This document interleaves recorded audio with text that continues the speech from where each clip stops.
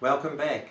In this video you will learn more about the myths and lies and programmings that are holding you back. You'll also get to see what your current nutrition looks like, and you'll be one step away from designing your own weight loss and health nutrition plan. In your pack there's a 5-page leaflet showing the difference between a carnivore and a herbivore digestive system. It'll look like this. If you don't have one in your pack, you can go to my website and find that information. It's under the PDF support tab called Carnivore versus Herbivore.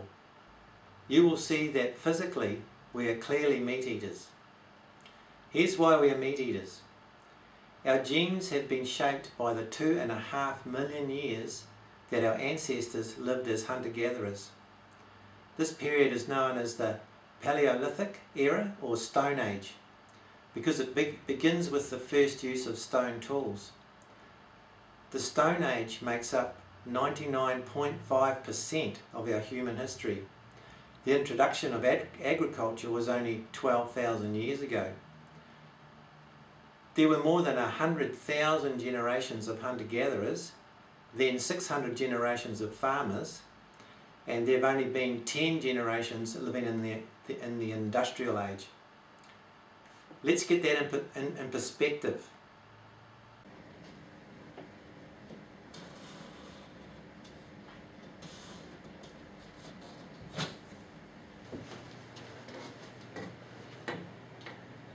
This square represents 600 generations. So what I'm going to do is I'm going to get our human evolution into perspective for you. We've been evolving for about 2.5 million years. That's 100,000 generations. I'm going to need 166 squares. Here we go.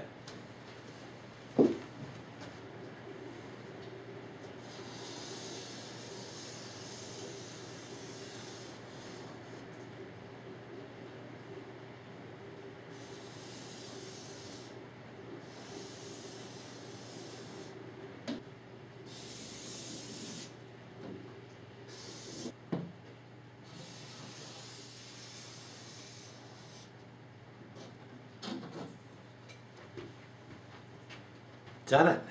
So this whole area represents the 2.5 million years we've evolved as hunters-gatherers. This whole area here.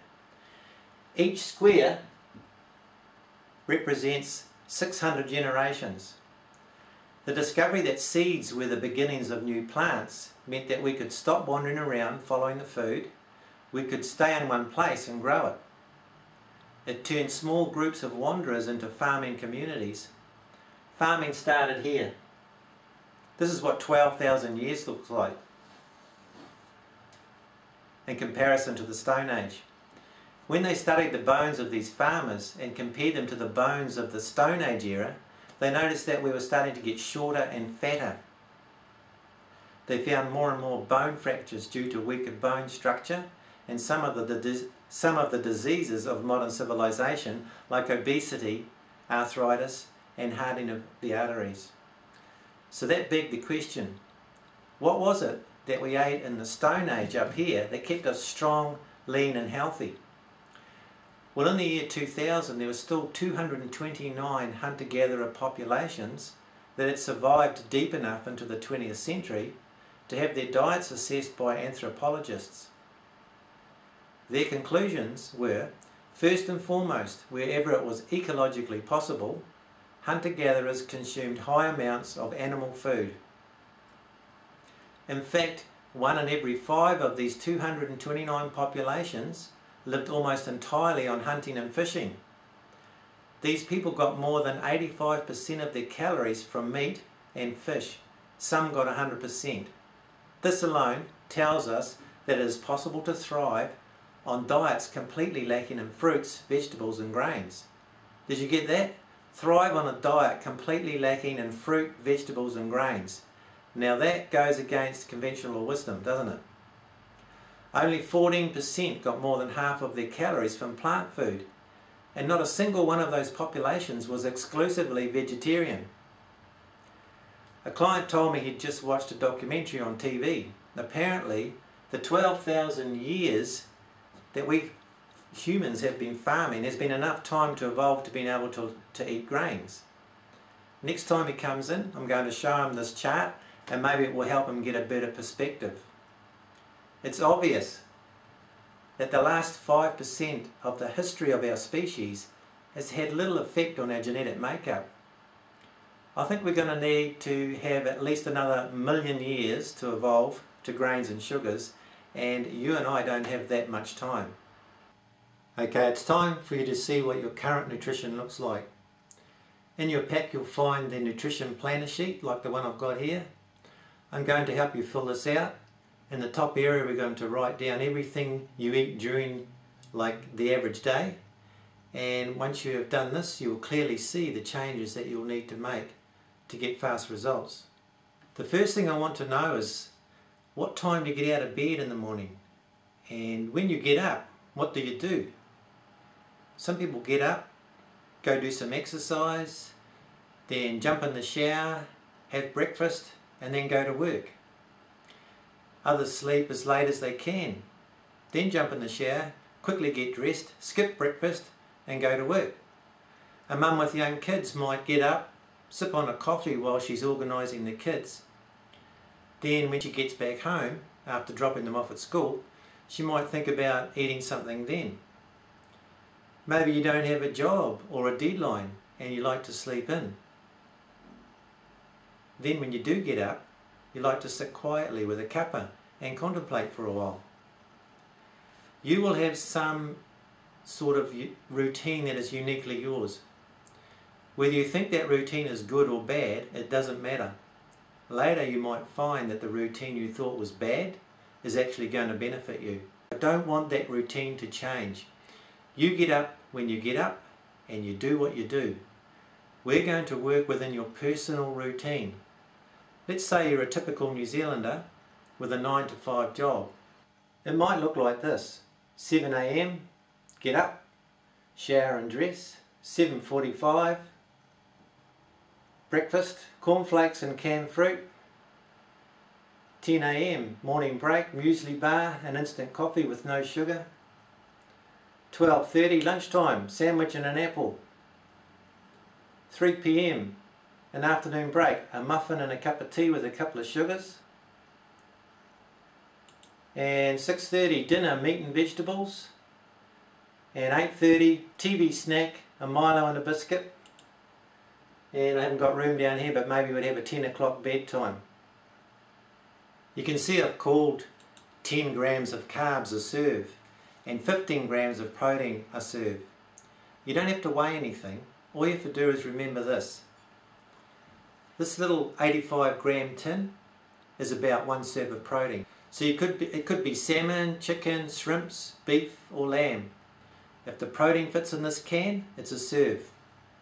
Now I'm not saying you're only allowed 1 serve per meal. I just want you to know what the size of a serve is. Initially you might want 2 or 3 serves. It's not a problem. Here is what 10 grams of carbs look like. 1 apple, 1 orange, 1 any fruit, except bananas and lemons. A big banana is equal to about 3 serves, but it takes 8 lemons just to make 1 serve of carbs. A piece of toast is 1 serve, a serving of cereal is 3 serves.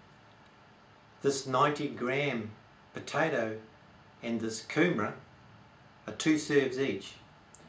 If you mash the potato or the kumara and filled a cup, there would be 3 serves. A cup of rice or a cup of pasta is closer to 4 serves. Basically, if it's on that high calorie list, a cup of it is 3 to 4 serves. Grapes are high in sugar. Berries like strawberries and blueberries are low in sugar. So let's check this out. A cup of cornflakes is 3 serves, and we'll give 1 for the canned fruit, no protein. By the way, if you wrote down muesli, you can double it. Untoasted muesli with dried fruits and nuts is 60 grams of carbs. That's 6 serves and 0 protein. Okay, here's our morning break. One muesli bar is 2 serves and an instant coffee with no sugar is 0. That's 2. Lunch. A 2-slice sandwich is 2 and fruit is 1. Total of 3. Maybe there were some big slices of meat in the sandwich. You could give that protein column a half.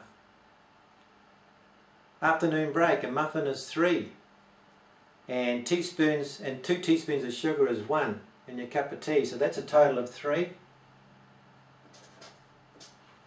A dinner, a decent piece of steak is 3 serves of protein. The broccoli and carrots are low calorie, so they total 1. A medium potato is 3 serves. That's a total of 4.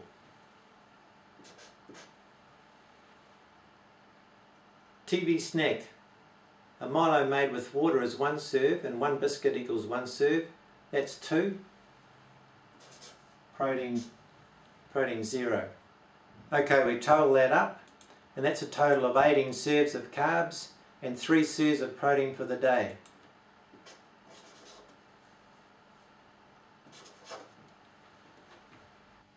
The balance is 85% carbs and 15% protein. The Stone Age man, which is the same body you and I are walking around in right now, is expecting to get at least 15% carbs and 85% protein. The reason I don't have a fat column is because it's irrelevant.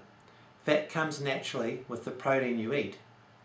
In a high carb, low protein diet like this one, the good animal fats are low and the bad trans fats in these processed carbs are high. Not a great way to get healthy. What I have found over the years is that almost everyone here in New Zealand who comes to do nutrition with me eats similar to this, and they are usually surprised to see how high their carb intake is. I'm hoping that as you go through this with me, you'll be able to sort out your own list. If you are unsure, just guess for now. You will still get a pretty clear picture. Here's what I've discovered about the numbers.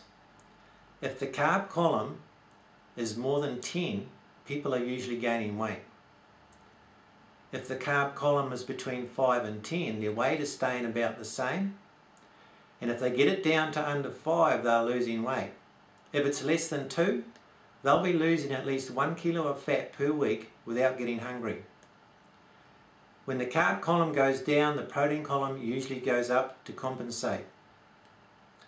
Now, before we make an adjustment to this current diet, there is something I want you to be aware of.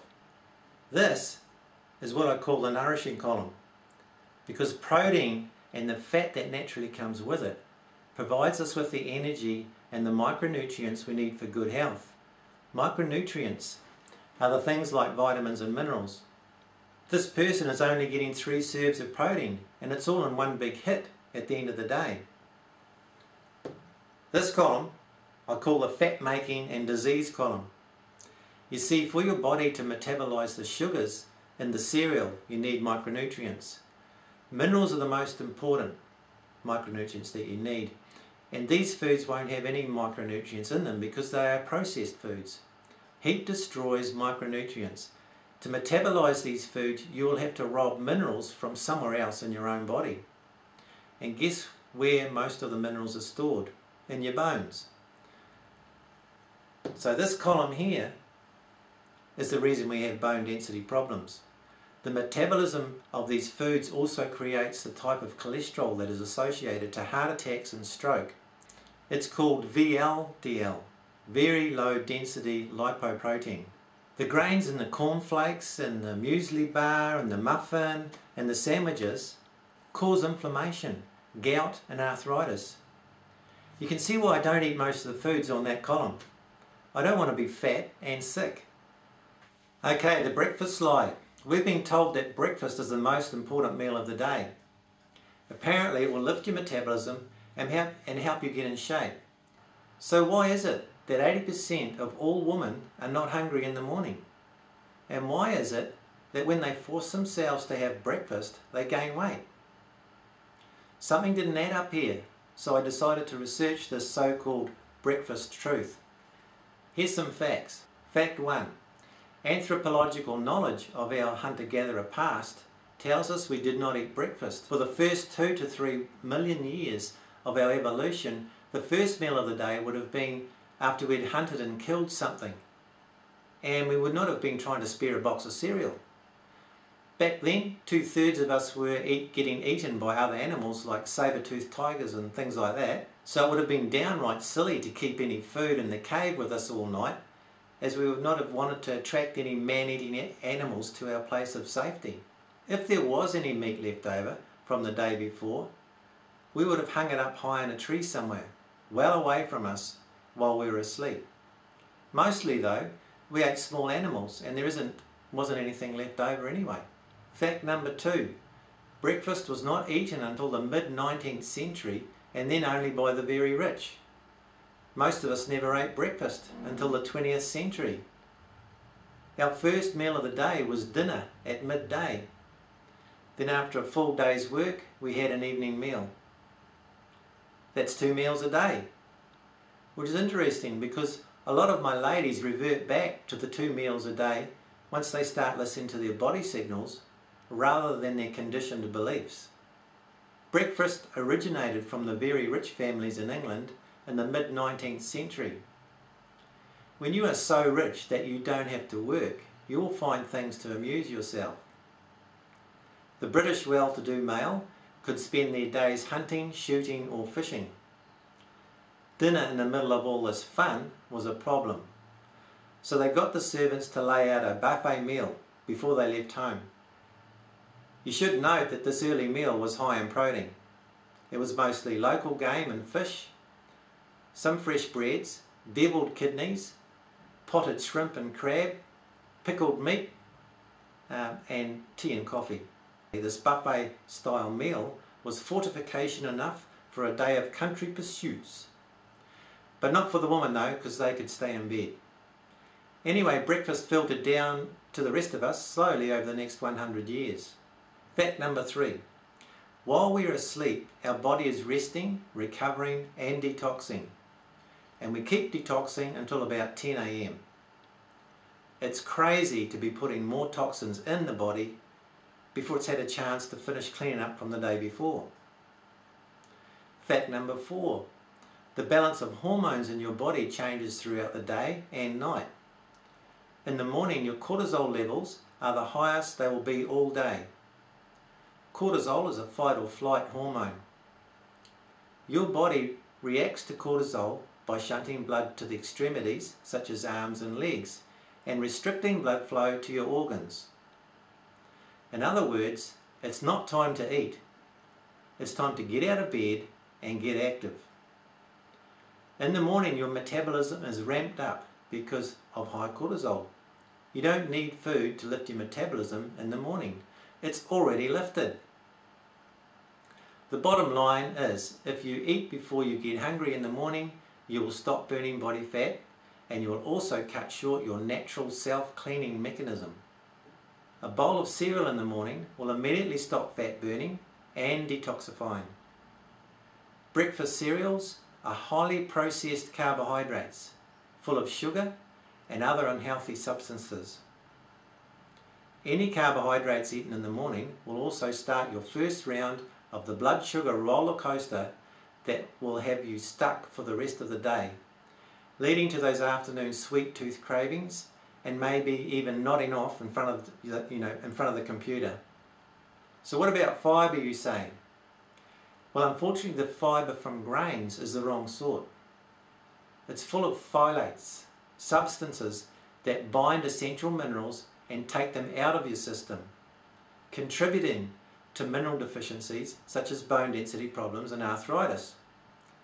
Through good marketing, Mr. Breakfast Cereal Maker has convinced most of us that even though it goes against our natural rhythm, we should gag down some processed grains and sugar in the morning, even when we're not hungry. So what should we do? Well, we should wait until we get hungry and then eat something high in protein and low in carbohydrates. Eggs are perfect for your first meal, but not on toast. Wait until you are hungry before you eat again. Your meal times may not coincide with traditional eating times such as breakfast, lunch and dinner, but at least now you are eating when your body asks you to, rather than making it eat when it's not ready. If you're one of the few who does get hungry in the morning, then try a glass of water because you may just be thirsty. If that doesn't work, try a cup of coffee or tea. If that doesn't work, try 2 eggs or a protein shake and water. Then of course wait until you are hungry again before you eat. Eating a high carb dinner late in the evening will make you wake up hungry the next morning. I've found that when you get your nutrition right and your hormones start to get back in balance, you will notice that you stop getting hungry in the mornings. Fibre and fat loss. By now it should be obvious to you that controlling your blood sugar levels is the key to getting in shape. It was discovered that the more fibre there is in carbohydrate, the harder it is for your body to absorb the sugars. In other words, high fibre made it low GI, which meant better blood sugar control. This was a dream come true for many people because they thought they could get away with eating high calorie carbs that were high in fibre. Or they could eat lollies and chocolate so long as they added lots of fibre. You see, you could even buy fibre pills. You probably still can. Another idea which added to the fibre sell was that you needed fibre in your diet to add bulk to your stool to get regular elimination. Yet another idea was that fibre was supposed to clean the insides of your colon like a brush as it went through and you wouldn't get colon cancer. Can you see the marketing potential here? Let's go through the fibre myth so that you can get a better perspective. Yes, high fibre means low GI, which means better blood sugar control, which is a good thing. But the high calorie carbs put too much sugar in the bloodstream, whether it is released slow or fast. Something has got to be done with that extra sugar. If your muscles are burning up that sugar, then you don't need to burn any fat. And that's what you're trying to burn away, stored fat. So if you're not burning fat, you're not losing weight. Okay, so what about the adding bulk to your stool, regular elimination and clean the colon theory? Well, the Eskimos' diet was 100% meat and fat. They had no heart disease or any of the modern diseases we have now. Meat and fat has no fibre in it. That's zero fibre, and yet they were as healthy as you can get. I don't get high fibre diet and my elimination is very regular. Thank you. Like clockwork in fact, and very satisfying too, I might add.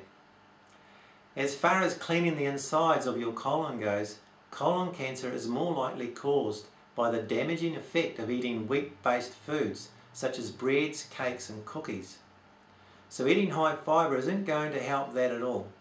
In fact, scratching the wrong type of fibre through an already inflamed colon would be a really bad idea.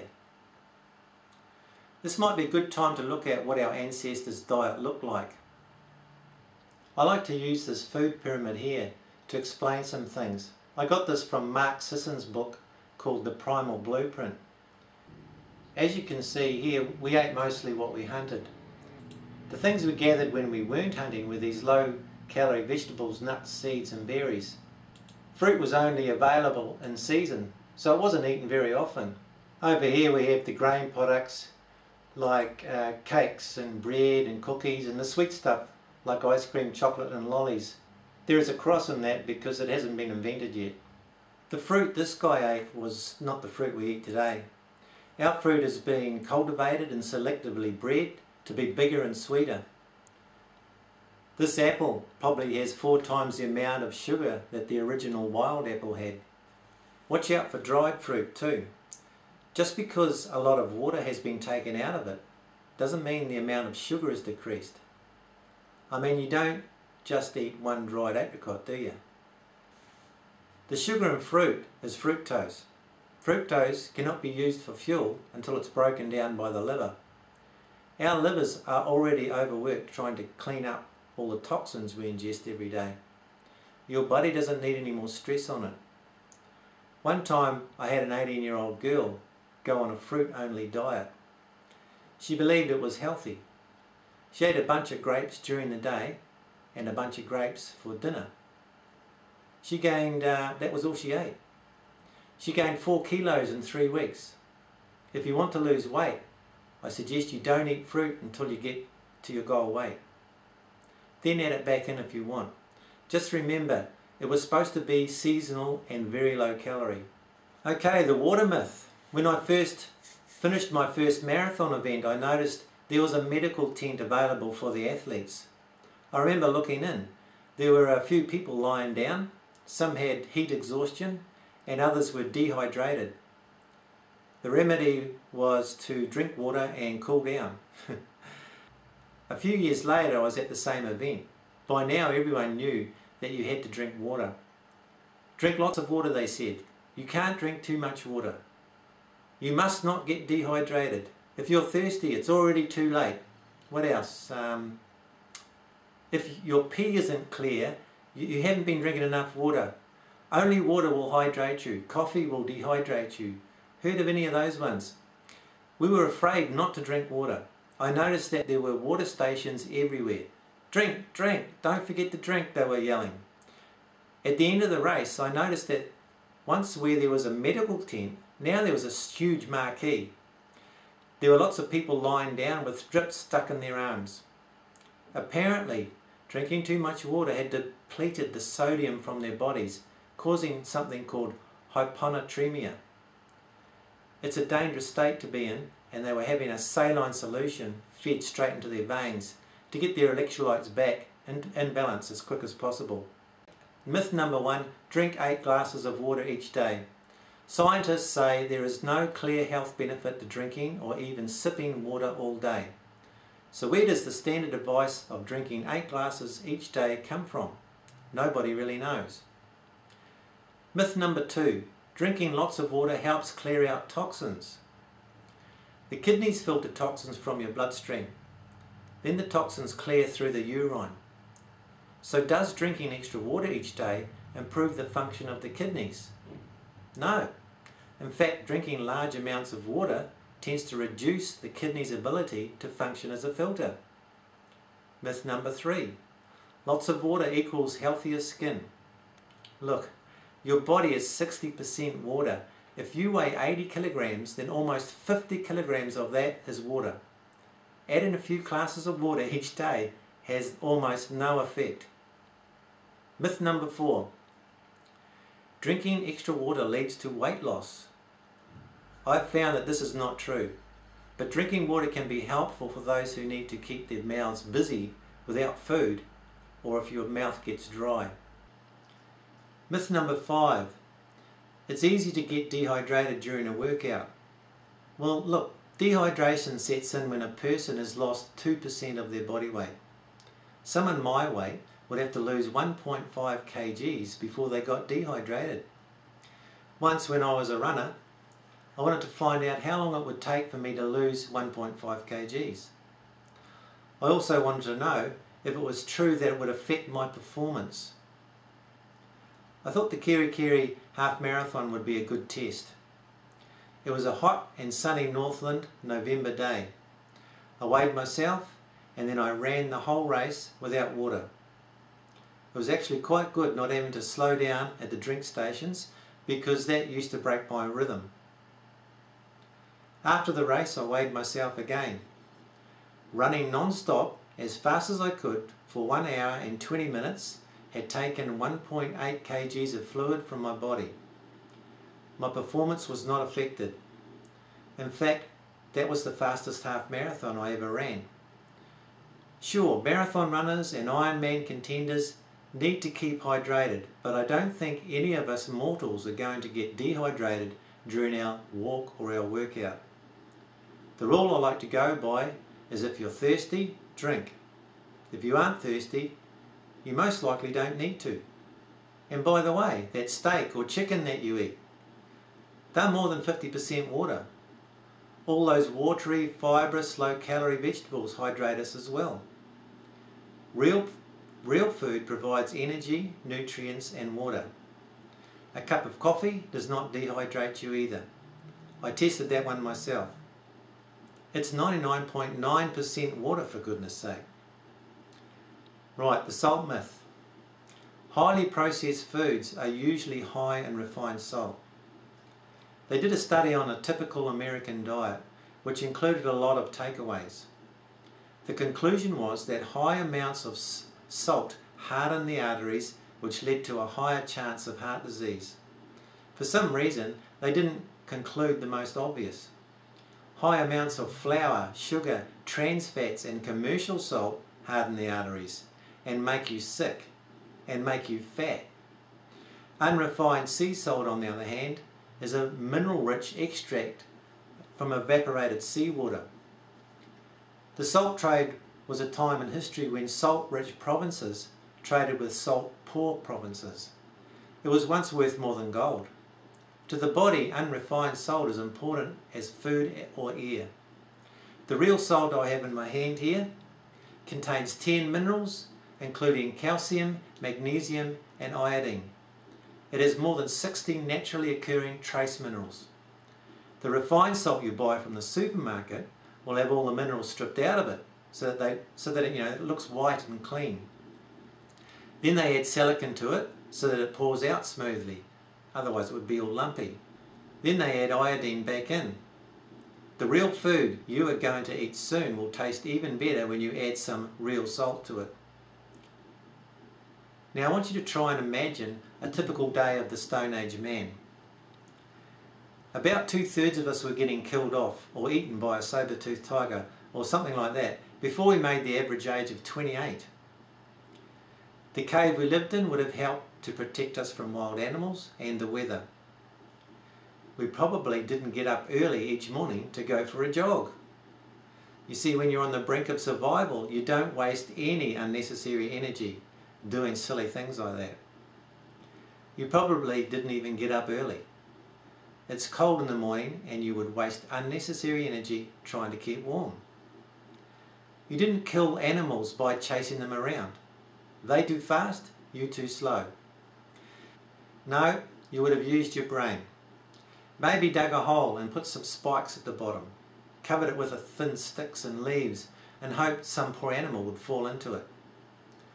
Then you'd go check your traps later to see what's for dinner. If we were lucky, we might get to the animal before something else does. The first thing we ate was the organs, which are high in vitamins and minerals.